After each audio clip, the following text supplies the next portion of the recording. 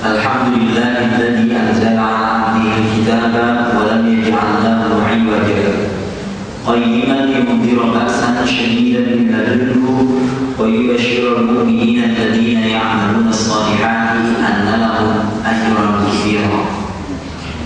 Asyhadu an la ilaha illallah wahdahu la syarika lahu wa asyhadu anna Muhammadan 'abduhu wa rasuluhu arsalahu Allahu basyiran wa nadhira. Sallallahu alaihi wa ala alihi wa sahbihi wa sallam tasliman katsira. Wa ba'd. Radina billahi rabba wa bil islam dina wa bi Muhammadin nabiyyan wa rasulan. Allahumma inna nas'aluka ilman nafi'an wa rizqan thayyiban wa 'amalan mutaqabbalan. Bapak Ibu jamaah pengajian yang dimuliakan Allah Subhanahu wa taala. Tema kita pada sore hari ini untuk dibicarakan adalah mencerdaskan anak dengan Al-Quran. Kira-kira 2 tahun yang lalu saya membaca sebuah penelitian. Penelitian ini yang bikin orang Australia. Katanya kalau musim hujan manusia itu lebih cepat menghafal. Katanya begitu. Jadi kalau ingin banyak-banyak menghafal mumpung musim hujan. Kalau ingin meningkatkan hafalan Quran anak-anak di mumpung musim hujan. Kemudian apa kaitannya dengan anak-anak kita tentang mencerdaskan anak dengan Al-Quran? Kalau yang dipahami cerdas itu hanya tinggingan pintar, selalu masuk 10 besar, tapi dari orang terus juga sulit orang mau kira. Kalau memahami cerdas itu hanya nilai-nilai di sekolah itu selalu tinggi, sementara di rumah di atas itu ya timpang juga sebenarnya. Itu menilai kecerdasan hanya sebagian kecerdasan saja sebetulnya. Sebab ternyata kecerdasan manusia itu banyak. Orang bilang apa ya? Multiple pokoknya kecerdasan macam gitu. Kecerdasan itu ternyata macam-macam. Nah ini sebetulnya kalau seseorang itu mau berinteraksi dengan Al-Quran, kecerdasan majmuknya itu akan muncul. Termasuk bagian daripada kecerdasan masuk ke rumah salam. Termasuk bagian dari kecerdasan menjaga aib orang lain. Termasuk bagian dari kecerdasan seseorang itu tidak menipu. Ini bagian dari kecerdasan. Kalau kita memahami kecerdasan sebagaimana pemahaman orang kebanyakan, pinter, IQ nih, buku, tes IQ di psikolog itu sampai 140, 170. Tapi pinternya itu ketika dia menjabat sebuah jabatan tertentu, gersang dengan nilai-nilai spiritual, yang tidak cerdas juga. Tidak cerdas juga. Terus kalau Allah mencerdaskan anak-anak dengan Al-Quran, mari kita memahami beberapa hal. Yang pertama, orang itu menjadi cerdas karena rajin, karena rutinitas dan pengulangan terus menerus. Kalau kita melihat saya misalnya tidak pinter jahit belas, tapi melihat ada orang ini usianya sama dengan saya, tapi gaya kelambi itu pinter. Ya karena pengulangan terus menerus dia menjadi pinter dengan itu. Nah, Al-Quran itu mempunyai nama. Di dalam Al-Quran sendiri, inna nahnu nazzalna dzikra wa inna lahu lahafizun. Sesungguhnya kamilah yang menurunkan ad-dzikr Al-Quran untuk dijadikan pengingat, untuk diingat terus menerus. Wa inna lahu lahafidun, dan sungguh kamilah yang akan menjaga. Kata-kata ad-dzikr, Bapak Ibu sekalian, itu bermakna pengulangan. Pengulangan. Zaman kalau mari sholat aku zikir. Zikir itu apa? Bolak-balik. Zikir lah bolak-balik. Tadi setelah sholat zuhur mengucapkan la ilaha illallah wahdahu la syarika lahul mulku wa lahul hamdu wa huwa ala kulli syai'in qadir. Mari asar. Mana? Gitu lagi. Mari maghrib, benar.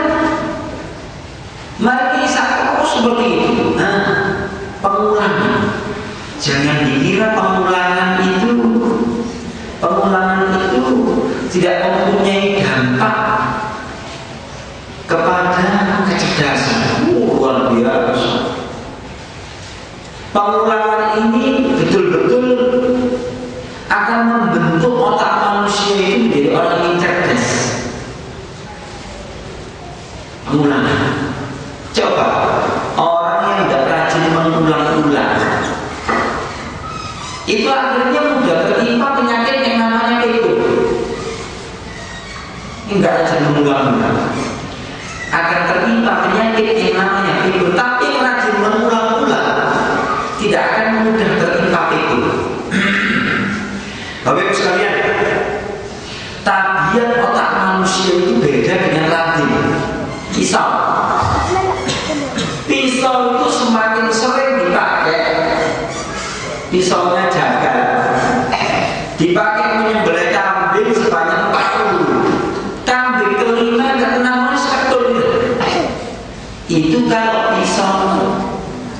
Tapi kalau akalnya manusia semakin sering dipakai, dia semakin tajam. Semakin sering dipakai, semakin tajam. Saya mempunyai sebuah kenangan. Kampung tempat tinggal saya di Malang Selatan sana itu namanya Kampung Mudin. Kampung Mudin, corak Imam Mudin, pemimpin agama, macam-macam. Imam saya itu wong larasan, usia sudah di atas 70 lebih. Tapi beliau sampai di usia di atas 80 tahun tidak tertimpa itu. Padahal orang-orang yang selevel beliau itu rata-rata penyakitnya itu. Tapi subhanallah, orang lama, orang Islam lulusan pesantren kuno itu rata-rata menghafal beberapa surat Al-Quran, Yasin, Ar-Rahman, Waqi'ah, Al-Mulk, sama separuh juz 30 yang terakhir, bodoh mulai dari imam di kampung, wassala'i dari mulut sampai Anas.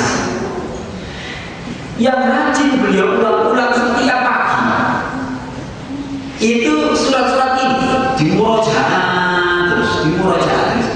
Pengulangan yang terus-menerus ini bikin cerdas. Sampai-sampai di 10 tahun yang terakhir beliau buta karena sakit katarak yang sudah tidak bisa diobati lagi. Kendati saya sendiri sudah tidak bersilaturahim 5-7 tahun biasanya itu. Apa ini ya? Begini. Tapi subhanallah, orang yang tidak punya simpanan di dalam dada ini Al-Quran, otaknya tidak terlatih terus-menerus, tidak rajin mengulang-ulang, tidak rajin murojaah, pikun. Itulah kenapa dokter-dokter itu menyarankan ketika pengajian itu harus menulis, terutama pengajian ibu-ibu yang tua-tua. Dengan menulis ini subhanallah, yang udah pikun orang. Dan antara yang nulis dengan yang tidak nulis itu nanti beda sih. Sing siji diwaca meneh maksudnya ini. Bu ono ae maksudnya bapak enggak nulis susah-susah berkah. Pinter jagane wong. Jadi beda Pak. Yang nulis dengan yang tidak. Kemudian intinya orang cerdas itu karena bahasanya orang barat itu repetition, pengulangan. Jadi kalau pintar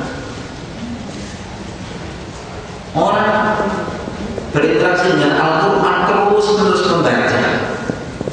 Karena pengulangan itu dia tahu, oh Yasin itu dimulai itu halaman ini sampai halaman ini. Oh Waqiah itu dimulai dari halaman sebelah sini, kemudian berakhir di sebelah sini. Gitu. Sampai pojok-pojokannya apa? Ini argumentasi yang pertama. Kemudian orang cerdas itu di dalam Al-Quran itu diangkat dalam bentuk namanya profil ulul albab. Ulul albab. Sing sekolah di UI bener. Laboratoriumnya UI ini jenenge laboratorium ulul albab. Jadi Profesor Imam jadi pohon kayak gambar pohon. Saya Profesor Imam.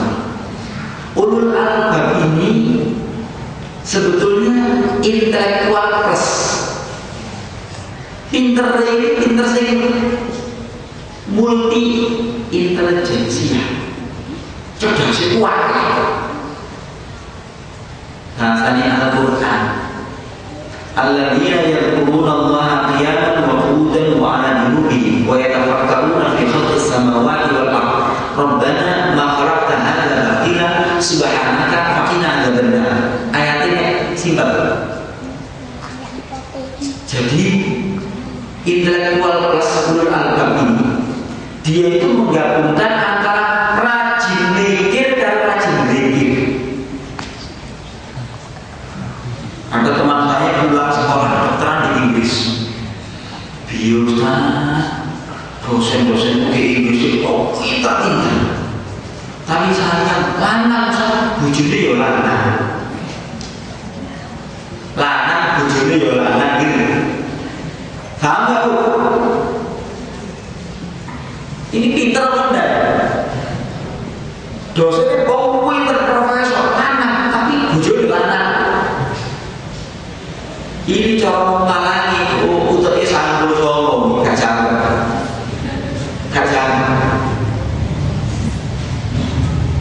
Banyak orang pinter tapi kawin dengan sesama jenis. Ya gak pinter juga urusannya.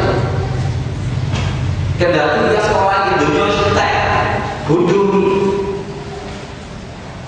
Jadi yang sekarang Allah menggabungkan antara zikir dan fikir.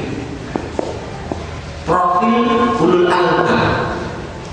Pekerjaan dia yang memikir Gusti Allah ini dari pandang nih, uripe di Jawa mesti ora benar. Begitu. Gusti Allah ini dahulu di Al-Quran surat An-Nur ayat 25 nurun ala nur. Kendati gak pernah sekolah IPA, cahaya itu bertingkat-tingkat, cahaya di atas cahaya. Jadi wong saiki cahaya itu harus spektrum ini. Gara-gara ayat itu ada seorang ilmuwan di Indonesia ini bikin alat nurun ala nur. Karena wajib mikir nurun ala nur, cahaya di atas cahaya. Dia bikin alat untuk mengukur laju udara, namanya LED, laju udara. Kalau orang-orang kedokteran tahu, dulu-dulunya lek mengukur laju udara satu orang itu membutuhkan waktu beberapa jam.